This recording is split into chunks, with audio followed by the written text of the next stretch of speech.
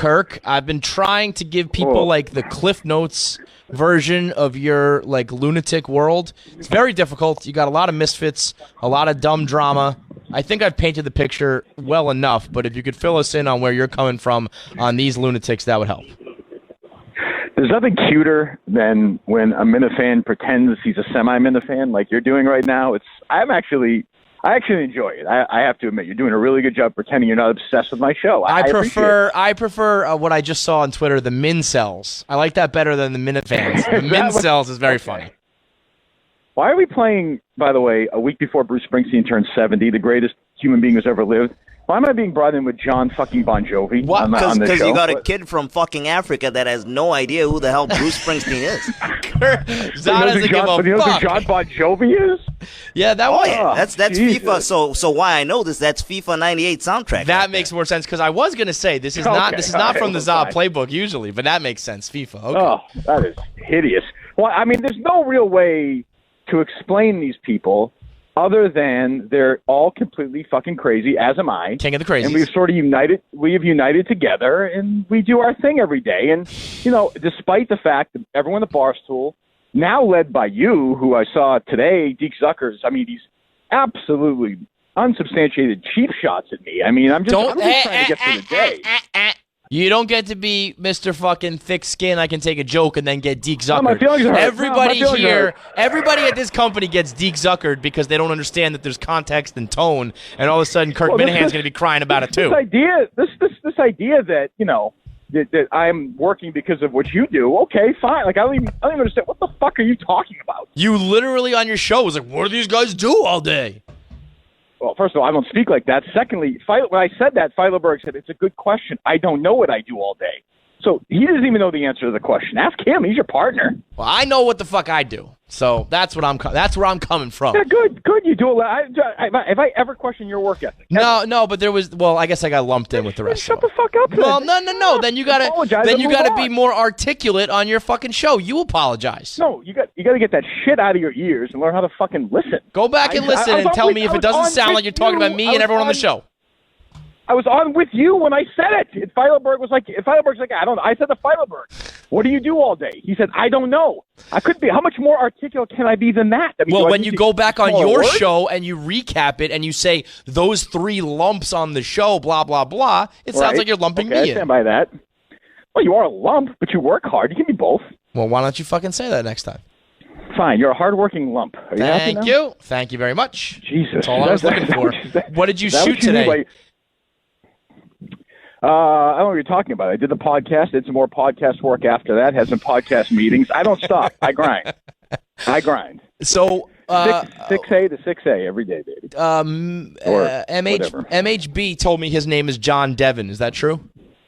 That's correct. I mean, well, please, is that true? Mr. Barstool investigator asking me if that's true. You know his fucking social security number. You know what position he was fucking conceived in. You know everything about this guy. I told him. Don't do that. I mean, don't do that. Well, listen, I weave my web perfectly. I've gotten him. I told him if he changes his Twitter name to his government name, I'll go on the Mincels podcast.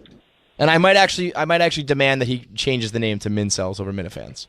I don't think that's going to happen. It doesn't have the same. Mincels is it's far superior. It's too late. You might be right, but it just sounds wrong. It's sort of like, honestly, New Coke probably wasn't bad, Yeah. It already existed, remember they brought New Coke back last year because of Stranger Things? It just didn't work. Did you try it? No, it just didn't work. But I bet you if you try it, you're probably like, you know what, this actually isn't that bad. It's not that big. It's not that bad. But it didn't stick. Well, it's too late. Didn't stick. The horse is out of the barn on this one. I had something I had to ask. What was I going to ask? Oh, did you care about this Francesa thing with the Giants coach or no? Nah, not really. I mean, the thing was, it was a funny moment, though. So Francesa has a weekly spot with the Giants coach, Pat Shurmer, canceled it. And Shurmer's response when they asked him about it was very, logical. He was just like, listen, that wasn't actually I'm not contractually obligated to do that. And we're just going to, keep it in-house for a little while, and that's that. And when Francesa opened up, he kind of was like, yeah, it's his prerogative. He didn't want to do it. No big deal. And then the callers got to him, and he kind of ratcheted up a little bit. But Right. But his initial gut reaction before anyone realized that it was like got him to realize it was an embarrassing thing for him, he wasn't bent out of shape about it. So I'm not going to go crazy over it. Yeah, we had a thing with us. We used to have Brady on every week on my old show, and Brady hated me. He just hated me. Well, so I mean, after a while, par for the fucking course. Yeah, well, understood. Yeah. But after a while, he hung up like 3 out of 4 weeks, and he eventually was like, "I'm not going to do this." And that was the bigger reason, really, Eddie, as to why. But I mean, Tom Brady's obviously a lot more valuable than the Giants coaches. I think. For sure. I mean, I think any of those. I think any paid weekly spots from any athletes is a waste of fucking time. But you know, I get that you want to hear from Tom Brady. He is particularly on a whole other level. But I don't give a fuck about Pat Shurmur's weekly spot where he just gives you the canned nonsense. Well, if you think about it, their job is to go on there and say nothing. Like right. If they say something, they fucked up. Exactly. So when you're in that situation, you know, I don't know. Although we played some sound today where, I mean, I'm sure you probably listened to the show twice already. I'm like 2 times the speed while you're doing this show. But I think Riggs, that fuckhead, was saying that. I don't know why people don't like me. I don't know why people don't like me. Everyone is literally. Here's the thing. You say name, comma, fuckhead, fucktard, fuck idiot. There's every insult in the book. I don't say fucktard, first of all. Riggs, so I basically blew so much his fucking eyes straightened out over like the last 3 months. Goes on with Portnoy, and when Portnoy's shitting on me, Riggs is like, yeah. Well, you're gonna have to expect that. Listen, Barstool Radio is gonna be nothing but Portnoy. No, I'm me, not you, not us. You wouldn't do that. No, but you know, basically the rest of the staff is gonna be the lackeys. So they had Dana White on, and I guess they got a couple of tweets of people saying, "Why didn't you ask this tough question, that tough question?" And Riggs is basically like, "Look, that's not what we do here at Barstool. We don't do that." And I kind of thought, well, I mean, really? Like, is that really? You can't ask him 1 or 2 questions that might be interesting? Is that a bad thing? Yeah, I see. So Bob Fox had him on, and Bob Fox has been incredibly transparent. He's like, I want to cover UFC. Oh, they're buddies, right? Yeah, he's like, and not only that, Dana gives him like exclusive access to his fucking. He gave him a tour of his lair, and you know, so he's getting something in return, and Bob is very upfront and transparent about it. For everyone else, I think that there probably should be at least give it a go. At least try to, you know, he'll give you some, you know, evasive answer, and you leave it at that. But at least you can sleep at night. There's also people who actually enjoy the sport of a good argument once in a while. I'm not saying I don't even know I don't know anything about that. I wouldn't know the questions to ask them. But I'm just saying, like, the idea that we go in and we're not going to ask anything that might lead to a provocative answer seems a strange way to go into it. But I'm still trying. Look, I don't fuck do I know. I think the art of or maybe not the art, the entertainment value, like you said, like you don't have to argue and then be like blood feud enemies forever. You can have a disagreement, you can have a fight, and then like hopefully you'll come back for another. I feel like right now in the podcast world, if you have a disagreement, it's like forget about it. Relationship over, see you never. I don't know why it has to be. Yeah, like why that. Is that? I don't know why that. I don't get it. I don't know. Like, you know, my daughter Ellie Schnitt was on this week. We had a great conversation. You did. I saw you. I mean, you baited her into about as many situations as possible. She evaded all of them because, as she mentioned, I am her mentor. Well, but I don't know if you are anymore. I feel like that's kind of been handed over to me. She's mentioned that privately. Oh, okay. You can have her. It's probably yeah. You know what? I got enough on my plate. You can. No, I'm good. Oh yeah, because you got 46 podcasts. You're the busiest. Yeah, I was gonna say I gotta sign your checks. Well, meanwhile, every time I talk to you, it's like, hey, let's do this thing together. We do this video and do a podcast. Because together. I never stop. Because I'm always hungry and insatiable need for success. And then we never do it. You're like, oh yeah. Your fucking fault. You canceled. Oh, you're so fucking full of shit. You canceled and I canceled. We've both canceled. So how is it my fault then? It's my fault? At worst, it's even. No, at worst, it's your fault. No. You dangled the carrot. No. Bro, I came up with the idea. Yes. So how can I be... First of all, let's not make it like you fucking discovered, you some great invention here. It was the idea of 2 of us arguing about a topic. You didn't fucking invent anything. Okay, well, here's the thing, Kirk. Let me tell you something, Kirk. If you want to do anything at Barstool other than your fucking... where you babble to your lackeys for an hour, it's going to have to be with me because everyone else here fucking hates you. It's true. I can't argue that. Yeah. And first of all, and by the way, I saw that tweet too.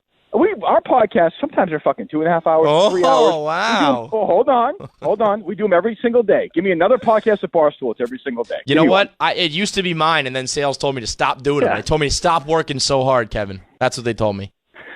Oh, sales a whole nother. Don't fucking dangle that in front of me. I'm sick of those fucking assholes. Well, fucking this, fucking that, fuck them, fuck everybody. I'm just saying. Don't ask me. Don't bait me. I'm not going to do it. Don't do it. Deke Zucker, don't put that out there, Deke Zucker. Don't do it to him.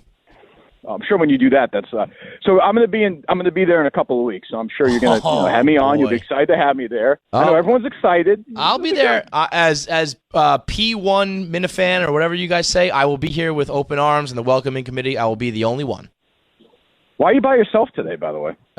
Because my co-hosts don't care about the show as much as I do. No, Casey's down in she's out and Jared's doing some baseball shit. I think he's in Milwaukee for the Brewers. Well, you ever do are they ever there for a full week? No, not really. I mean, during baseball season, Jared's out. Now it's football season, Casey's out. So it's just me, the hardest working man at Barstool in the middle. How are the Kelleher MHB calls?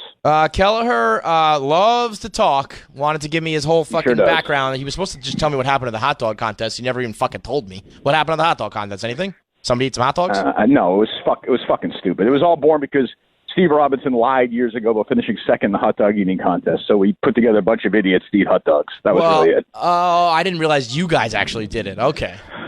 Well, what do you mean? I didn't know you set it up. Is that what you're telling me? Steve Robinson, our producer, flat out lied. As we do, whether it's Ben Albright or anybody, we investigate. I was going to say, as the the torch of truth in this world of lies, Kirk Minihane will defend your rights and he'll defend your constitutional amendments and he'll figure out the truth about anything. No, that's right. So we had these guys come in, and Robinson once again lost because he's a fucking loser. So it happened again today. That's it. Well, I'll have to tune in and listen. Yeah, I'm sure you won't. I'm sure you won't. Fine. All right. Goodbye. See you in a couple weeks. Goodbye. That's Kirk Minihane for you. I do enjoy Kirk because I could already see like Deke Zucker put out the quotes from me on this show, and as I read them, I was thinking to myself, if this was said by anybody else at Barstool to anybody else at Barstool, it would be like World War III. And I think I just like that I can fucking clown around and say these things about Kirk, and he's not gonna, I don't know, jump in front of a fucking train or something like that.